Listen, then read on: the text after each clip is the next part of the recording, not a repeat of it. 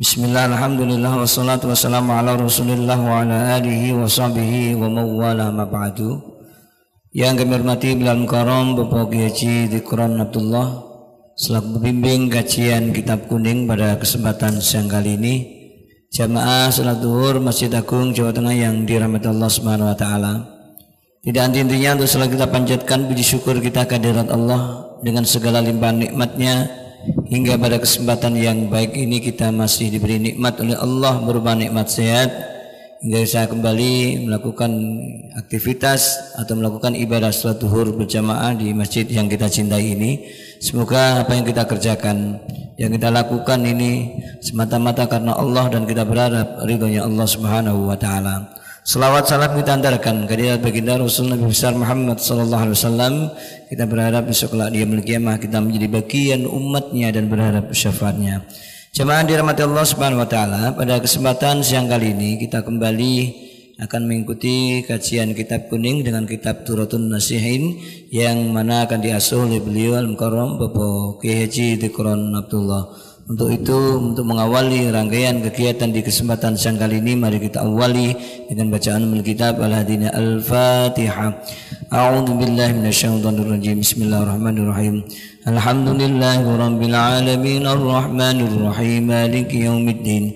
Iyyaka na'budu wa iyyaka nasta'in ihdinas siratal mustaqim siratal ladzina an'amta 'alaihim ghairil maghdubi 'alaihim waladdallin.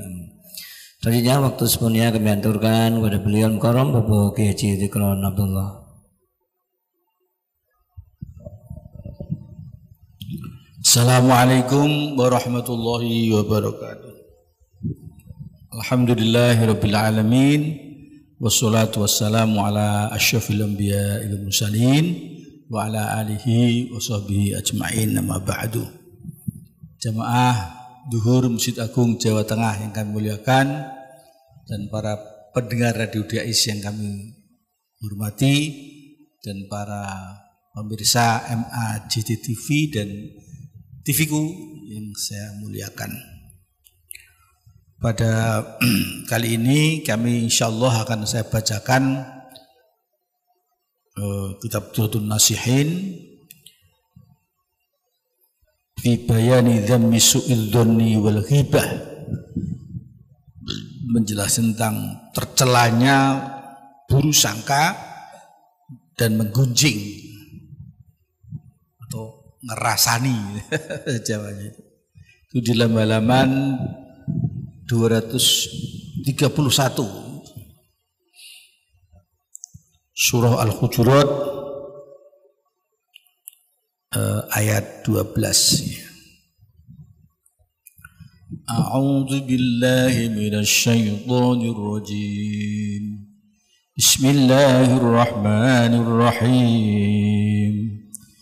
يا أيها الذين آمنوا اجتنبوا كثيرا من الظن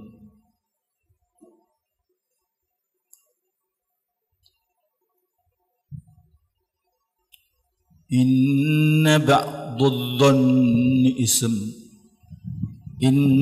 الظن إثم ولا تجسسوا ولا يغتب بعضكم بعضا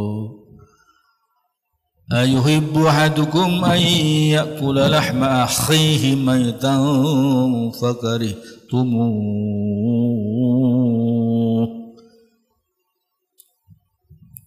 واتقوا الله إن الله تواب رحيم. Wahai orang-orang yang beriman, jauhilah prasangka sebanyak-banyaknya menjauhi.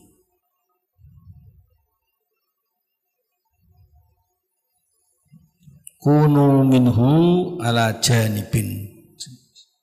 Dalam tafsirnya, jadilah kamu dari sangka itu, dari prasangka itu, jadi orang yang menjauhi.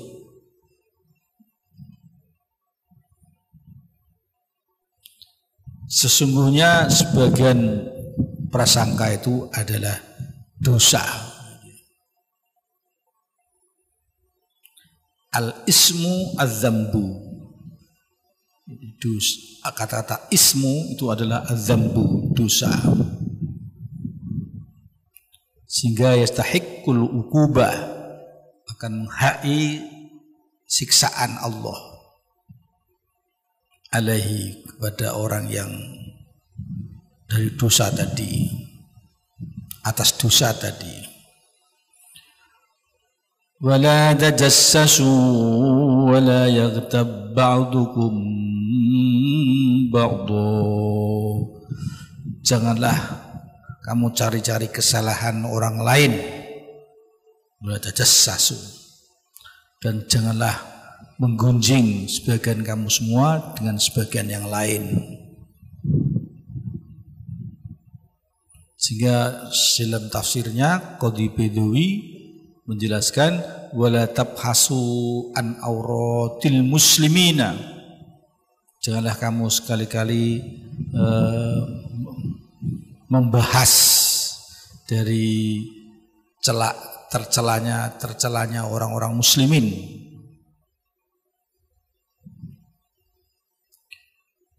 Fil hadis la tatatba'u auratil muslimina. Janganlah kamu meniti-niti tercela auratnya orang muslim, tercelanya orang muslim, kesalahan orang muslim. Fa innaman tatabba'u auratihim tatabba'ullahu ta'ala auratahu hatta yuhdikahu.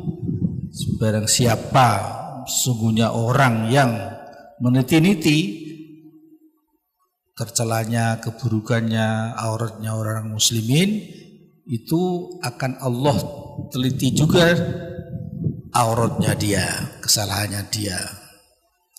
Wala yaghtab ba'dukum ba'dha. Janganlah kamu sekali-kali menggunjing sebagian kamu dengan yang lain.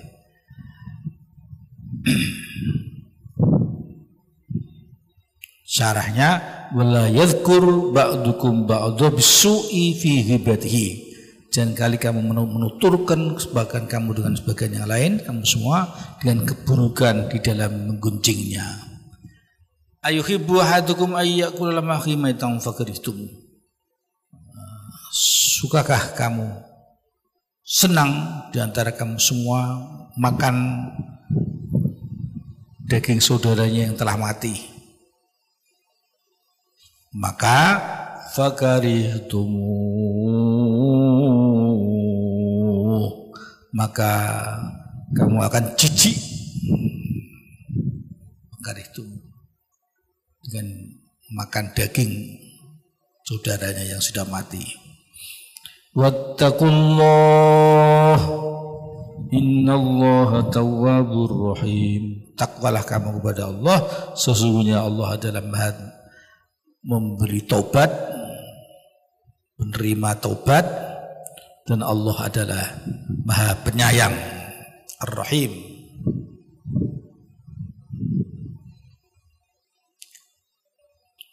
Kila sababun nuzuli hadhil ayah, disebutkan, dikatakan sebab turunnya ayat ini ya, asbabun nuzul ya. Annaha nazalat fi rajulaini min ashabin Nabi Muhammadin sallallahu alaihi wasallam. Sebab turunnya ayat ini ialah sehingga turunnya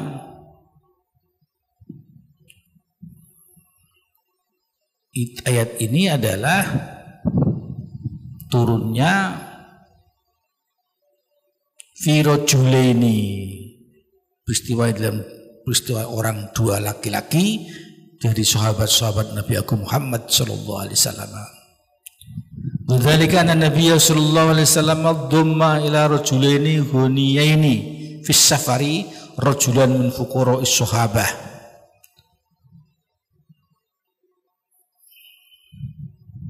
Sesungguhnya demikian itu terjadi, turunnya itu Nabi Agung Muhammad SAW mengumpulkan dua laki-laki yang kaya dua orang laki-laki yang kaya di dalam safar. Dia dua laki-laki di dalam perjalanan, dalam safar. Dan dikumpulkan dengan seorang lelaki dari fuqara'is sahabah, dari fakirnya orang-orang sahabat, dari fakir-fakirnya orang sahabat. Jadi dua orang kaya yang sedang musafir dikumpulkan dengan seorang laki-laki dari fuqara' sahabat.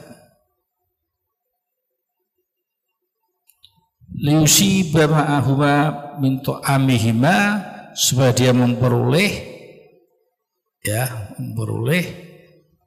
beserta dua orang laki-laki itu,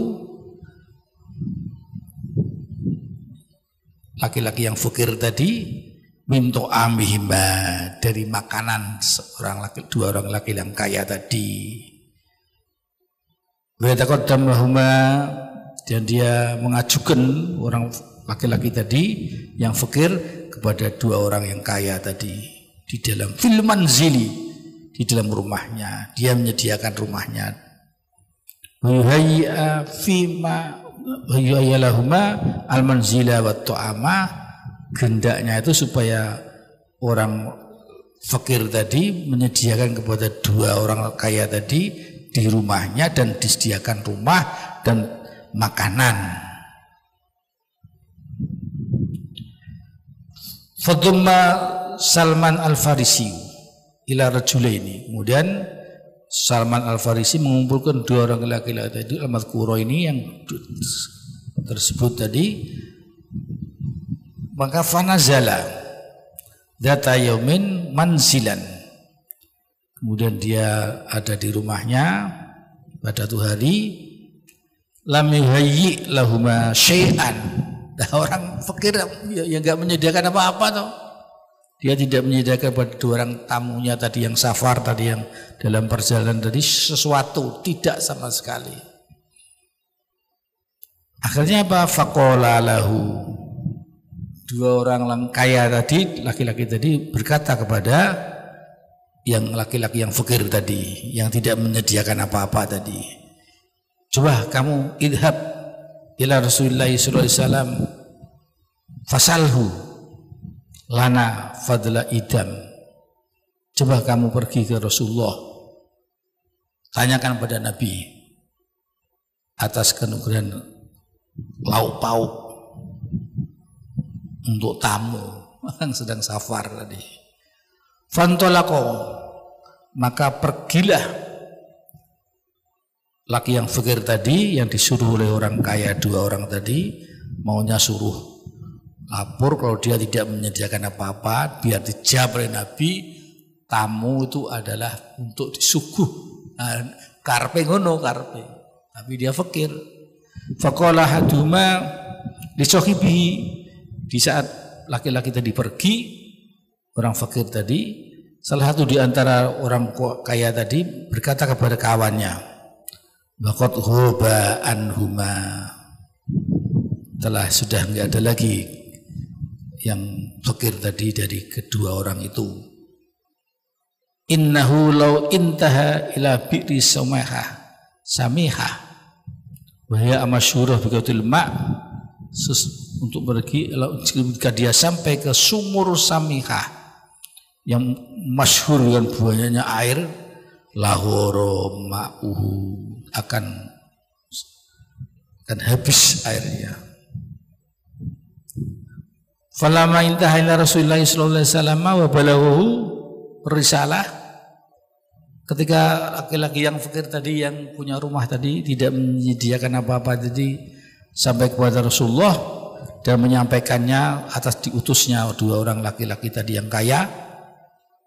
Fa qala alaihi salatu wassalam lahu, maka Nabi berkata kepada orang yang fakir tadi, rajulun fakirun, kul lahuma, katakanlah kepada dua orang kaya ini ya, katakan, innakuma qad akaltuma al-idam, sesungguhnya kamu semua ya, dua laki-laki itu, kamu dua laki-laki itu sudah makan lauk pauk, aslinya sudah makan. Faraja'a ilaihima, maka laki-laki tadi menuju kepada dua orang yang kaya tadi, wa akhbaruhuma, dan dikabarkan bima qala Rasulullah sallallahu alaihi wasallam. Rasulullah bersabda kalau kamu sudah makan lauk pauk gitu ya. Fa ataya Nabi sallallahu alaihi wasallam wa qala. Dua orang kaya tadi yang sedang safar tadi, dia mendatangi Nabi dan dia berkata, "Ma'akalna ya Rasulullah min idamin." Saya tidak makan sama sekali dari lauk pauk dan disuguhkan ya Rasulullah. Faqala alaihi salatu wassalam, maka Nabi menjawab, "Inni la'arahu rotal lahmi fi afwahikuma." Karena apa? Lihtiyabikuma sohibakuma. Sesungguhnya aku sungguh melihat merahnya daging di mulut keduamu.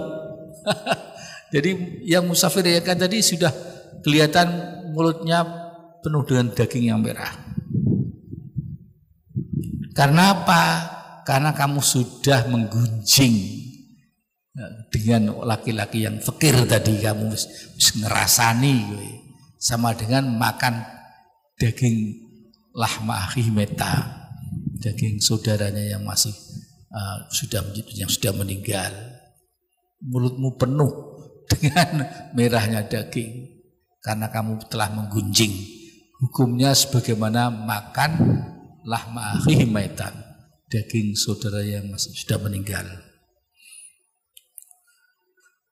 Kemudian fanazalat hadhil ayah, maka turunlah ayat ini.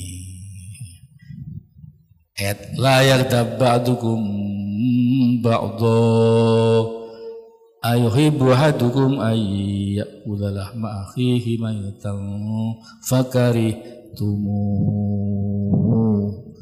Gitu. Kamu telah ngerasani padha karo kamu telah makan daging saudaramu yang masih mayit. Kamu akan menjijik gitu. Turun ayat itu memperjelas Rasulullah. Jemaah yang kami hormati, kita lanjutkan.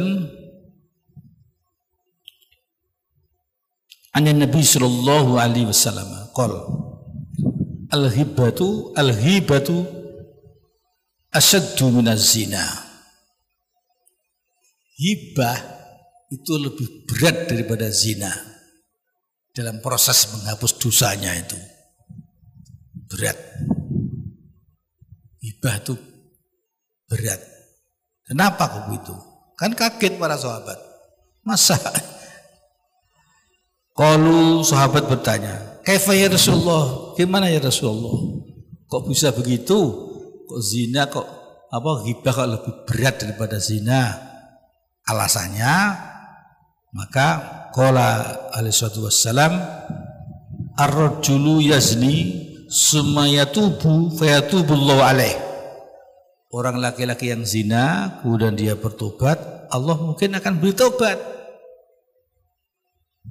Tapi wa amma sahibul hibah, orang yang mempunyai gunjingan hibah, fala yaghfirullah fala yughfaru lahu hatta yaghfira sahibah. Dia tidak akan diampuni kecuali sehingga dia sudah minta ampun pada orang yang dirasani. Jadi dia tuh hablum minallah, dia minta ampun kepada Allah.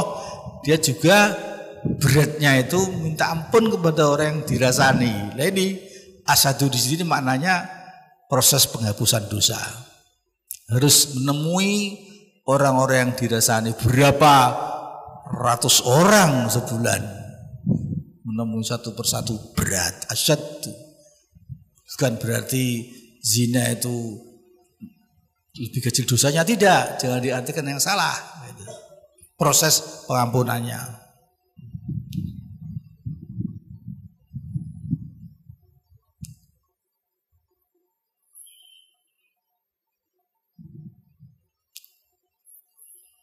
Ruwiya annahu sallallahu alaihi wasallam Allah taala ila Musa alaihissalam, dia memberi wahyu kepada Nabi Musa, man mata taiban minal ghibati fa huwa akhiru man dakhala jannah.